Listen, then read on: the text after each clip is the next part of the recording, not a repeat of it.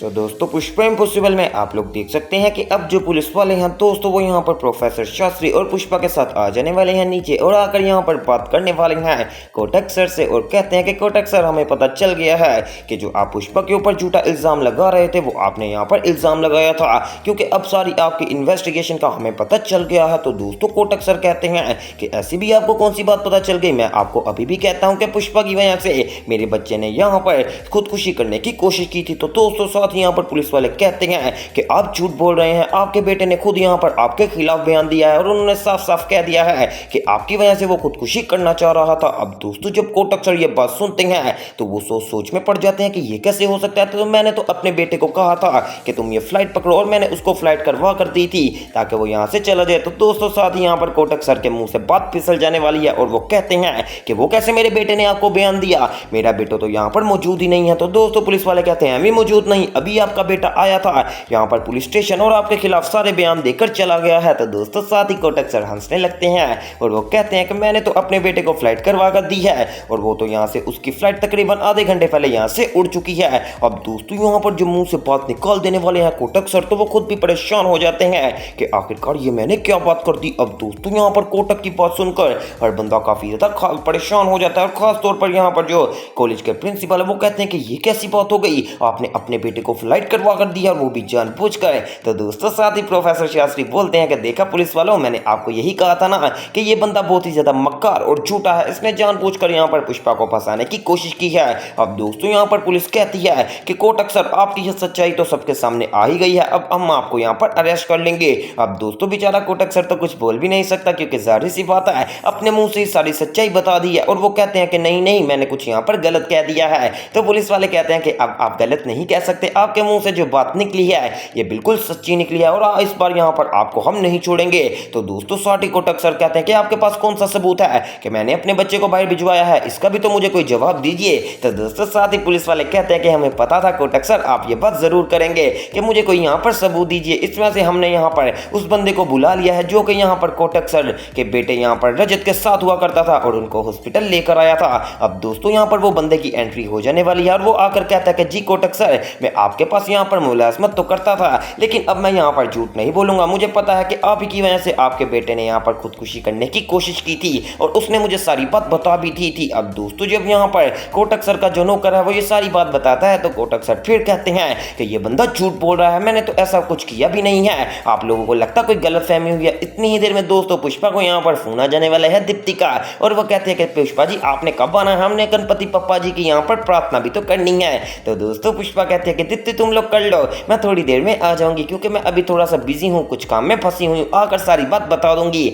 अब दोस्तों यहाँ पर दीप्ति ये सारी बात बताती है राशि को और राशि को कहती है कि मम्मी कह रही है कि मैं नहीं पहुंच सकूंगी इसलिए हमें प्रार्थना को शुरू कर देना चाहिए। तो दोस्तों साथ ही यहाँ पर प्रार्थना शुरू हो जाने वाली है और राशि गणपति पप्पा जी से प्रार्थना करती है कि आपकी मेहरबानी है, हमारी मम्मी को सही सलामत घर में वापस ले आइए। अब दोस्तों दूसरी तरफ यहाँ पर अब जुगल भी प्रार्थना शुरू कर देने वाला है और अगर दोबारा से बात की जाए वहां पर कॉलेज वाले सीन की तो दोस्तों हुआ कुछ यूं था कि जब यहाँ पर वो बंदा आ जाने वाला है कोटक सर का मुलाजिम तो वो सारी बात आकर कहता है कि कोटक जी आप हमारे साथ झूठ क्यों बोलते हैं, जब आपने यहाँ पर एक बात किया और अपने बेटे को जानबूझकर बाहर भिजवा दिया है कि वो यहाँ पर आकर कोई सबूत ना दे सके। तो दोस्तों सारे कोटक सर गुस्से में आ जाते हैं और कहते हैं कि तुम लोगों के पास इसका कौन सा सबूत है कि मैंने अपने बेटे को बाहर भिजवाया है, तुम लोग ऐसे ही हवा में बातें कर रहे हो और मेरे साथ ज्यादा बकवास करने की जरूरत नहीं, जब कोई तुम लोगों के पास सबूत होगा ना तब मेरे पास जरूर आ जाना। अब दोस्तों यहाँ पर कोटक सर की इतनी बात करने की देर ही थी कि साथ ही में यहाँ पर उनका मुलाजिम कहता है कि अगर मैं आपको सबूत दे दूं फिर आप इस बात को मान लेंगे। तो कोटक सर कहते हैं हाँ ठीक है, अगर तुम लोग मुझे अभी सबूत खड़े खड़े दे दोगे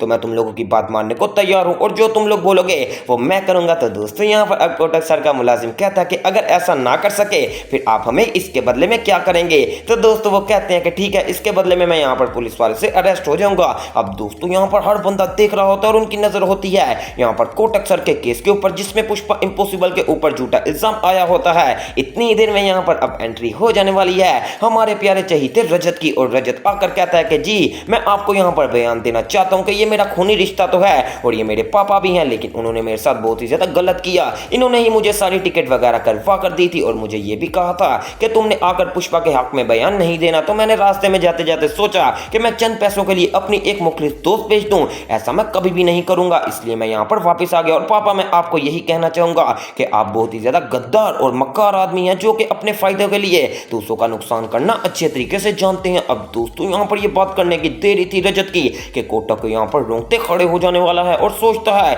कि आखिरकार अब मैं यहाँ पर क्या करूं, क्योंकि सबके सामने तो मेरी सच्चाई आ ही गई है। इधर दोस्तों यहाँ पर कोटक की सच्चाई सबके सामने आ गई। दूसरी तरफ यहाँ पर जो कदम लिया दोस्तों, जब वो प्रार्थना कर रही होती है तो अचानक से दीप्ति के यहाँ पर आंख में कुछ फूल वगैरह चले जाने वाला है, तो दीप्ति अपना मोबाइल फोन नीचे गिरा देती है और दोस्तों यहाँ पर राशि से कहती है कि देखो मेरी आंख में कोई फूल गया है, जरा उसको निकाल दो। अब दोस्तों यहाँ पर कदमरी भी देख रही होती है तो दीप्ति के नीचे मोबाइल फोन पर यहाँ पर क्लिनिक से फोन आ जाने वाला है जहां पर दीप्ति ने आज की अपॉइंटमेंट करवाई थी। अब दोस्तों यहाँ पर कदमरी की जैसे ही नजर पड़ती है तो वो कहती है कि ये क्या, इस क्लिनिक से यहाँ पर दीप्ति को फोन, चलो मैं जरा उठाकर पूछ लेती हूँ कि आखिरकार क्या बात है। अब दोस्तों यहाँ पर कदमरी बहुत ही ज्यादा चालाकी के साथ आगे बढ़ती है और दीप्ति का मोबाइल फोन उठा लेने वाली है और जैसे मोबाइल उठाती है तो बिल्कुल एक साइड में चले जाती है और जाकर यहाँ पर बात करने लग पड़ती है। तो दोस्तों साथ ही यहाँ पर वो फोन उठाकर कहती है कि जी आपने यहाँ पर आज की अपॉइंटमेंट करवाई थी। अब दोस्तों कदमरी को समझ आ जाती है कि लगता दीप्ति को मेरे ऊपर शक हो गया है और दीप्ति ने जानबूझकर आज की अपॉइंटमेंट रखी है।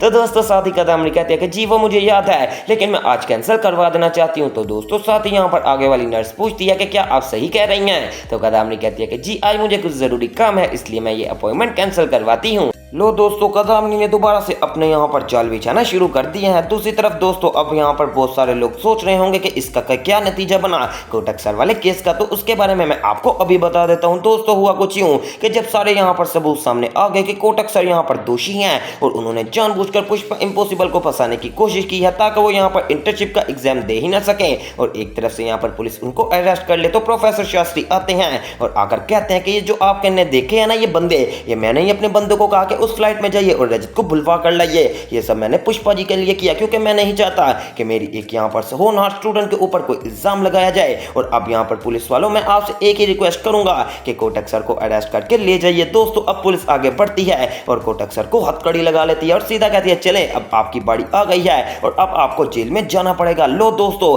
ये हो गई यहाँ पर कहानी का दी एंड के कोटक सर जो कि यहाँ पर बहुत ही ज्यादा शातिर दिमागी से चाल चल रहे थे उनका दी एंड हो गया। लेकिन अब बात आती है कि आखिरकार क्या कदमरी का भी दी एंड होगा, क्योंकि कदमरी तो दिन ब दिन चालाकी होती जा रही है। अब दीप्ति का फोन उठाकर सीधी अपॉइंटमेंट भी कैंसिल करवा दी और किसी को कानो कान खबर भी नहीं होने दी। फिलहाल के लिए दोस्तों कदमरी की ये हरकतें उसके ऊपर भारी पड़ ही जाएंगी आने वाले चंद एपिसोड्स के अंदर, क्योंकि जाहिर सी बात है कि कोई झूठ छुप जाए ये बात तो हो ही नहीं सकती। वेल दोस्तों अब आने वाले एपिसोड्स देखना मिस मत कीजिएगा और मेरे चैनल स्पाइसी एंटरटेनमेंट को सब्सक्राइब करें और वीडियो को ज्यादा से ज्यादा शेयर करें। तो मिलते हैं न्यू वीडियो में।